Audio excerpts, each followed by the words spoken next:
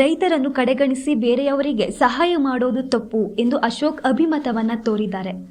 ಚಿಕ್ಕಮಗಳೂರಿನಲ್ಲಿ ಶಾಸಕ ಸಿಟಿ ರವಿ ಆಕ್ರೋಶ ವ್ಯಕ್ತಪಡಿಸಿದ್ದಾರೆ. ರಾಹುಲ್ ಗಾಂಧಿ ಪ್ರತಿನಿಧಿಸುತ್ತಿದ್ದ ಕ್ಷೇತ್ರಕ್ಕೆ ಮಾತ್ರ ಸಹಾಯ ಮಾಡೋದು ರಾಜಕೀಯ ಗುಲಾಮಗಿರಿ ಸಂಕೇತ ಎಂದು ವಿಧಾನ ಪರಿಷತ್ ಸದಸ್ಯ ಸಿಟಿ ರವಿ ಬಣ್ಣಿಸಿದ್ದಾರೆ. ರಾಜ್ಯದ ತೆರಿಗೆ ಹಣವನ್ನು ಬೇರೆ ರಾಜ್ಯಕ್ಕೆ ವಿನಿಯೋಗ ಮಾಡುವುದನ್ನು ಬಿಜೆಪಿ ವಿರೋಧಿಸುತ್ತದೆ ಎಂದು ಚಿಕ್ಕಮಗಳೂರಿನಲ್ಲಿ ಸುದ್ದಿಗಾರರೆದುರು ಆರೋಪಿಸಿದರು. ರಾಜ್ಯದ ಸಂತ್ರಸ್ತರ ಭವನೆಗೆ ಓಗೊಡದೆ ನೆರೆಹೊರೆಯವರಿಗೆ ಸಹಾಯ ಮಾಡುವುದು ರಾಜಕೀಯ ಗುಲಾಮಗಿರಿ ಸಂಕೇತವೆಂದು ಆರೋಪಿಸಿದರು.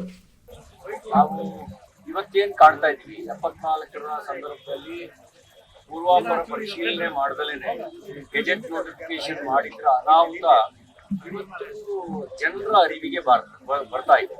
ರೈತರ ಜಮೀನು, ದೇವಸ್ಥಾನಗಳ ಜಮೀನು, ಸ್ಮಶಾನ, ಹಿಂದೂ ಸ್ಮಶಾನ, ಮಠ, ಶಾಲೆ ಇವೆಲ್ಲವನ್ನು ಒಗ್ಗೂಡಿ ಸೇರಿಸಿರೋದು. 74ರಲ್ಲಿ ದತ್ತಾತ್ರೇಯ ದೇವರಿಗೆ ಸಂಬಂಧಪಟ್ಟಂತ ಪ್ರತಿ ಆಸ್ತಿಯನ್ನು ಕೂಡ ಈ ಒಗ್ಗೂಡಿಗೆ ಗೆಜೆಟ್ ನೋಟಿಫಿಕೇಶನ್ ಮಾಡಿದ್ದ ಅನಾಹುತವನ್ನ ನಾವು ಅನುಭವಿಸಿದ್ದೇವೆ. ನಾವೇನೋ ನ್ಯಾಯಾಲಯದ ಮೊರೆ ಹೋದ್ವಿ. ಬಹಳ ಜನರಿಗೆ ಇದ್ರ ಅರಿವಿಗೆ ಬಂದಿರಲಿಲ್ಲ. ಹಾಗಾಗಿ 74ರ ಗೆಜೆಟ್ ನೋಟಿಫಿಕೇಶನ್ ಪುನರ್ ಪರಿಶೀಲನೆಗೆ ಒಳಪಡಿಸಬೇಕು.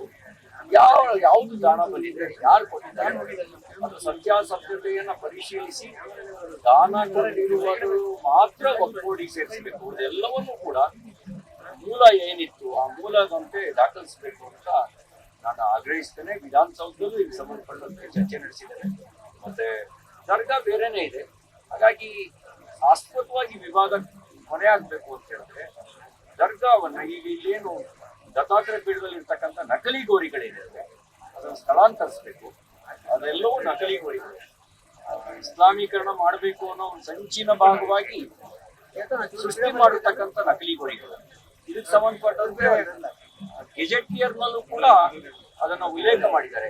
Muslims have constructed dargah here recently gazetteer ನಲ್ಲಿ 1939 ಗೆಜೆಟಿಯರ್ ನಲ್ಲಿ ಉಲ್ಲೇಖ ಮಾಡಿದ್ದಾರೆ. ಅಂದ್ರೆ ಅವರು ಕನ್ಸ್ಟ್ರಕ್ಟ್ ಮಾಡಿದ್ರು, ಕ್ರಿಯೇಟ್ ಮಾಡಿದ್ರು ಅನ್ನೋದನ್ನ 1939 ಗೆಜೆಟಿಯರ್ ನಲ್ಲೇನೆ ಉಲ್ಲೇಖ ಮಾಡಿದ್ದಾರೆ. ಇದನ್ನ ಆಸ್ತಿ ಹೊಡೆಯುವಂತ ಇಸ್ಲಾಮೀಕರಣ ಮಾಡುವಂತ ಸಂಚಿನ ಭಾಗವಾಗಿ ಮಾಡಿರ್ತಕ್ಕಂಥದ್ದು.